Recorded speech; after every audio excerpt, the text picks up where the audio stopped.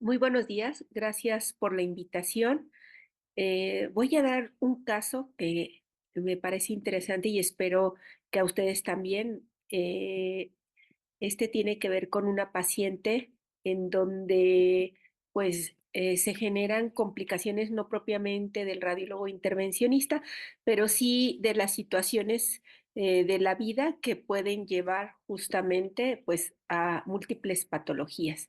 Y es importante ver que la edad de esta paciente son 42 años. Ella llega al hospital con un embarazo de 39 semanas de gestación. Este embarazo tiene como origen por estimulación hormonal.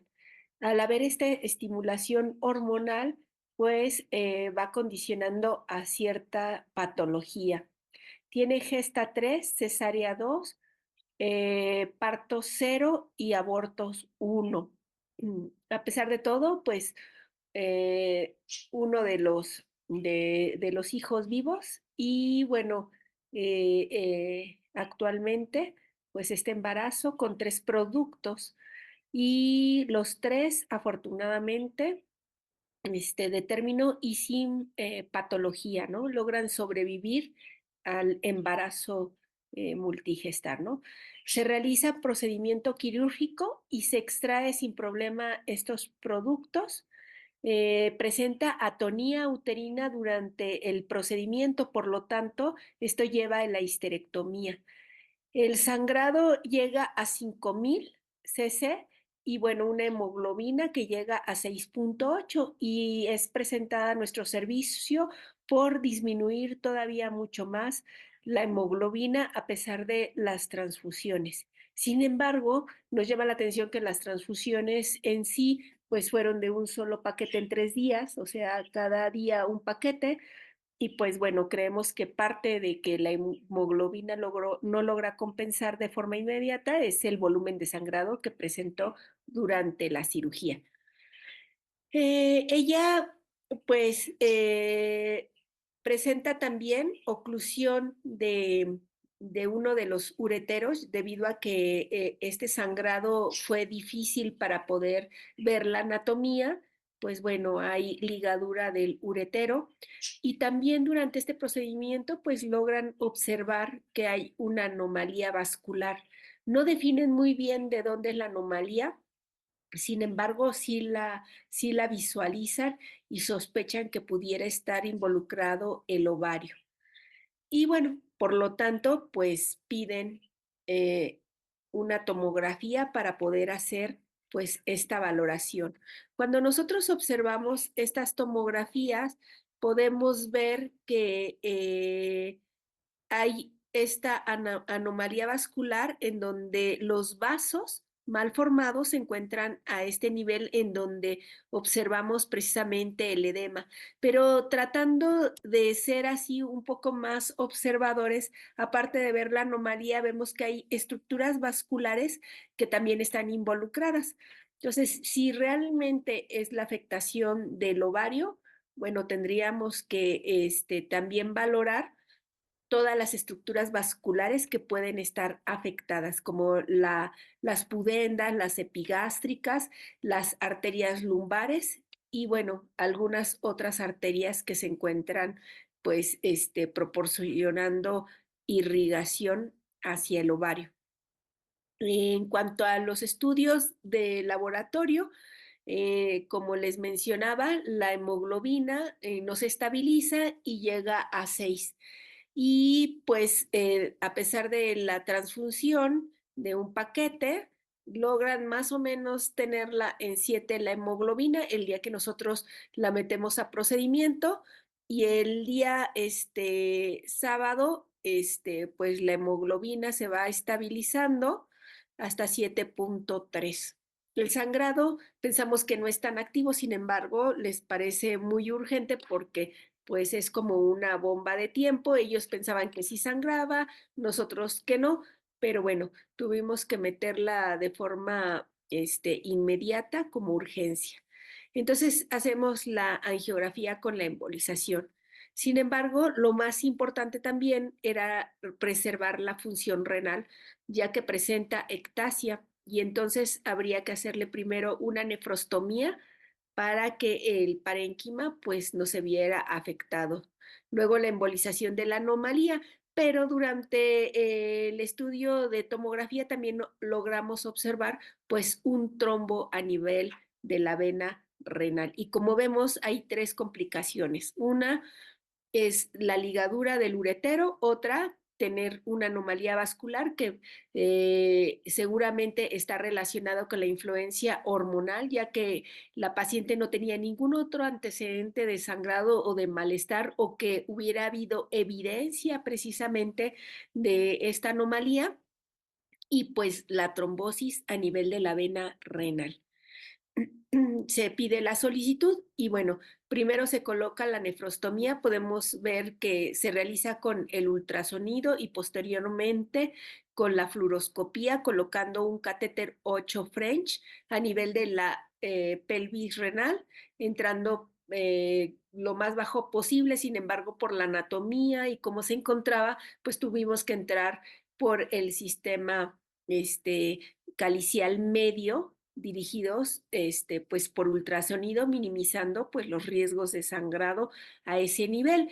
Se obtuvo una buena orina sin realmente condicionar hematuria.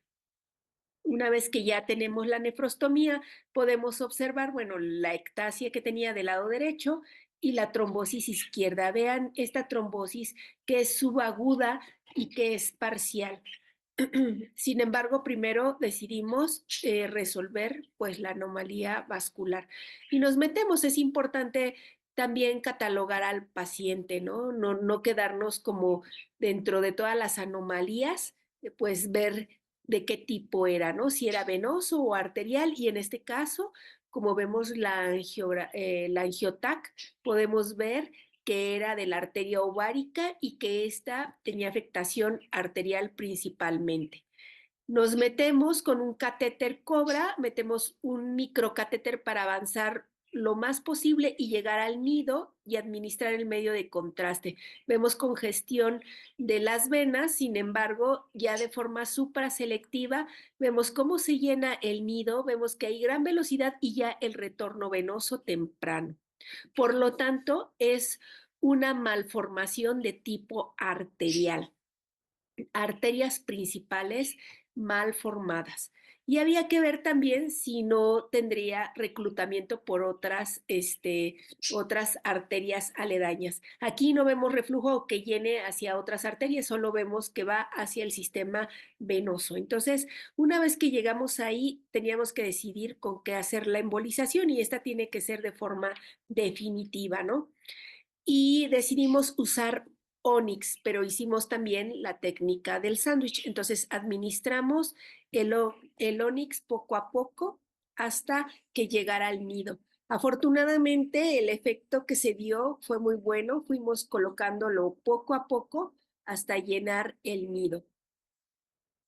Y en este caso ya vemos cómo está el material del Onix formando justamente como pequeñas líneas, parecían hilos que llegaban justamente al nido. Intentamos bajar un poco más el microcatéter, pero como ven, están estas arterias elongadas y era de difícil acceso hasta el nido. Entonces nos quedamos hasta donde nos permitió el microcatéter y depositamos justamente pues el material poco a poco, con paciencia para ir haciendo poco a poco el llenado hasta la parte más nidal. Vimos que no hubo reflujo y nos aseguramos que todo se concentrara justamente a nivel de la arteria. Y una vez que terminamos esto, hicimos pues el control. Vimos que todavía había capacidad de la arteria después de esperar unos minutos y pues bueno, decidimos administrar un poco más de Onyx y posteriormente cerrar con histoacril para evitar justamente que como el Onix no se adhiere totalmente, pues no fuera a abrir en una segunda intención, pues esta arteria. Pero una vez que vimos que ya estaba el nido lleno, realizamos pues esa embolización con Onix. Vean, estamos todavía haciendo un control y vemos el llenado de pequeñas venas periféricas y que va ya más lento a como nosotros habíamos visto al principio. Y pues bueno, hicimos justamente la colocación del histoacril, como podemos ver en estas imágenes, ¿no? La técnica del sándwich. Aquí estamos depositando el histoacril y posteriormente realizamos el control del procedimiento y vean, no hay otra estructura vascular, quedó en perfecto cierre, solamente como un segmento de 10 centímetros ya para llegar hacia su origen a la aorta, pues quedó permeable. Sin embargo, había que buscar justamente las otras arterias que pudieran estar dando aporte, como la epigástrica que habíamos visto en la angiotac, algunas arterias lumbares y vimos que fue el cierre tan nidal que estas arterias que reclutaban ya no condicionaron pues más aporte sanguíneo. Entonces dimos por terminado este procedimiento justamente a este nivel. Y posteriormente nos metimos para realizar justamente la trombolisis. Entonces nos metimos por la vena, en la vena femoral, accedimos a la vena renal y una vez que llegamos justamente al trombo, como podemos ver aquí, depositamos el trombolítico de forma lenta, fueron 30 miligramos, lento, lento, lento, hasta que pudimos hacer el control y vimos que el trombo ya estaba un poco más degradado. Una vez que vimos que la degradación fue adecuada, que la paciente no presentó sangrado, retiramos y realizamos el control al día siguiente para ver si esta vena estaba permeable. Como ven, estamos administrando el contraste y mejoró mucho la circulación de salida. Era muy segmentaria, pero bastante grande el trombo, como pudieron ver en la tomografía.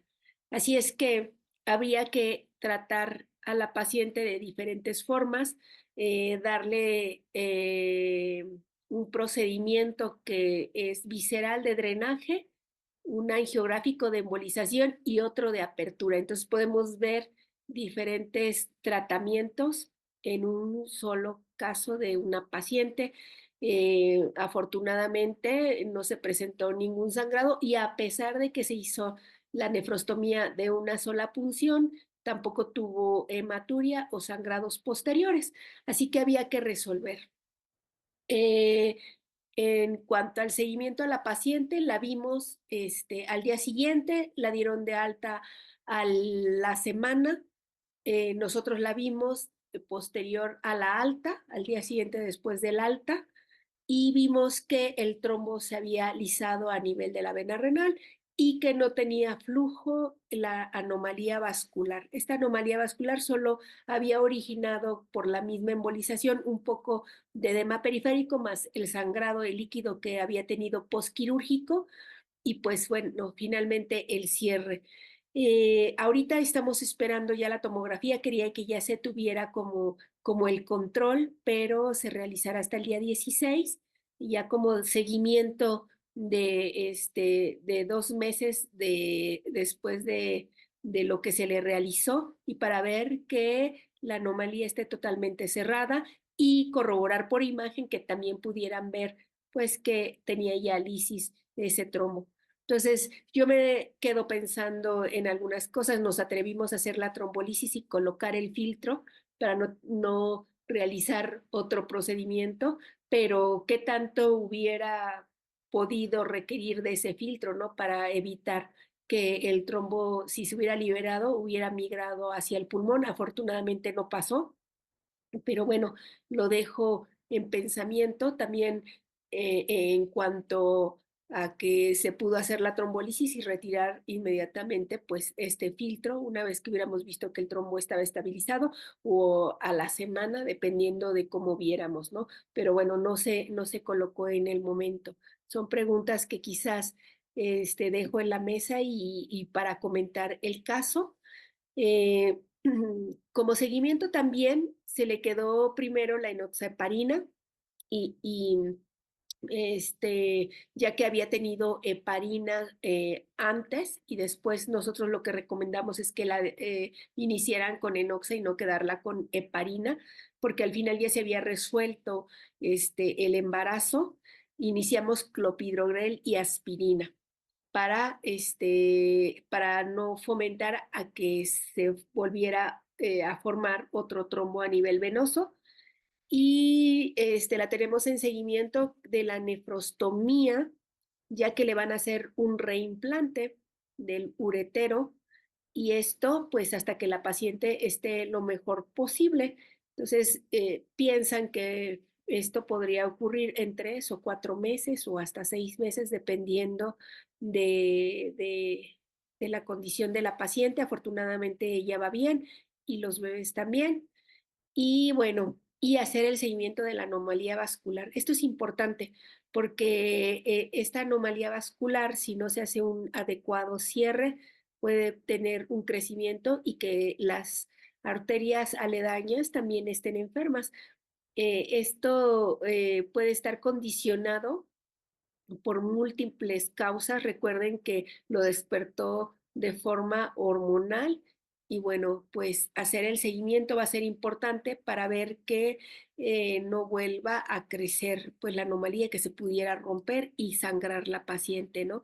Entonces, lo primero hay que reconocer la clasificación, ¿no? Esto nos enseña a que nosotros tenemos que recordar y bueno, me gusta también recordar un poco de los antecedentes históricos y cómo se inicia justamente esto de las anomalías vasculares y las dividen en dos, primero en 1863, ¿no? En angioma y linfáticos. Y posteriormente, Mulliken es como el parteaguas de la clasificación de las anomalías vasculares en 1982. Y esto tiene que ver con hallazgos físicos, con hallazgos clínicos, las características histopatológicas. Sin embargo, llama la atención que cuando nosotros mandamos muestras, pues los patólogos siempre clasifican como hemangiomas a la mayor parte de las anomalías vasculares. Y no todo es un hemangioma. Pero bueno, aquí en este caso los dejan como hemangiomas verdaderos y malformaciones vasculares. Cuando nosotros no sabemos qué es, le podemos dar ese término como anomalía vascular, ¿no? Entonces, las anomalías vasculares se van a clasificar como arterial, venoso, capilar, linfático y combinadas. Posteriormente se dan cuenta que las malformaciones vasculares no nada más se van a quedar en este, sino que pueden ser mixtas, o sea, puede tener todo este componente de malformaciones y seguir en crecimiento.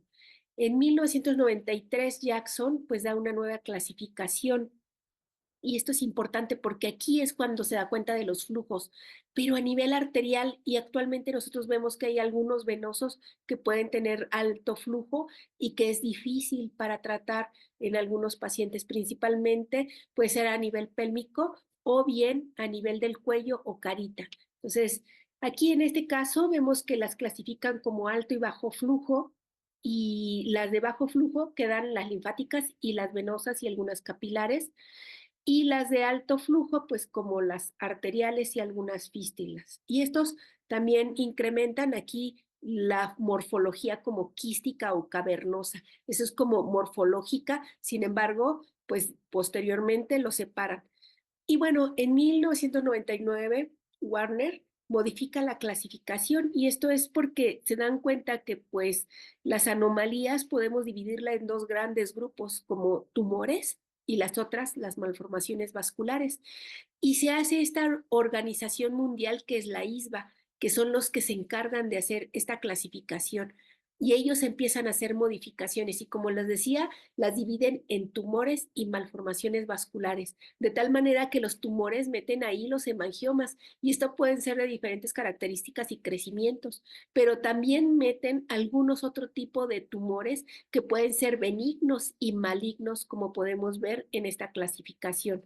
Y las malformaciones vasculares deciden definirlas como simples o combinadas. Vean, nos vamos haciendo un poco más difícil estas clasificaciones, pero son importantes. Y en el 2018 hacen nuevamente modificaciones que son casi las últimas que nosotros logramos observar. Y como ven, sigue siendo la misma base. Las malformaciones que tienen que ver con los tumores y las malformaciones vasculares. Entonces, los hemangiomas quedan en tumores y las malformaciones vasculares principalmente vamos a ver que va a tener que ver con arterias, venas y linfáticos. Y dependiendo del grado de calibre del vaso, es como podemos definirlas como capilares o arteriolares o venulares, o hacerlas también mixtas, tener tanto lo linfático como lo vascular. Entonces, esta clasificación es importante porque también es la pauta al tratamiento en el paciente. Entonces, como conclusión, hay que definir muy bien estas anomalías porque dependiendo de cómo las definamos es como va a ser el tratamiento, este manejo. Si son venosas, generalmente la esclerosis puede ser favorecedora y las arteriales hay que hacer muy bien la clasificación en cuanto a la afección. Si son arterias grandes, fistulosas, o bien si son arteriolares o microcapilares en donde están dando alto flujo a lo venoso. Entonces, si nosotros esto no lo podemos diferenciar, por eso no podemos tener una buena evolución en cuanto al tratamiento de anomalías venosas. Y esto también se puede complementar con tratamientos quirúrgicos. Si en ocasiones nosotros después de la embolización requiere el tratamiento quirúrgico, podemos hacerlo, tanto para reconstrucciones. Y conocer bien la anatomía vascular va a ser primordial, porque nosotros cuando nos metimos íbamos pesando arteria ovárica, pero también las afluentes. Y si en la angiotac podemos ver justamente las arterias que pueden estar dando tributo a esta anomalía, tenemos que revisarlas. Y si estas todavía dan flujo, tenemos que embolizarlas.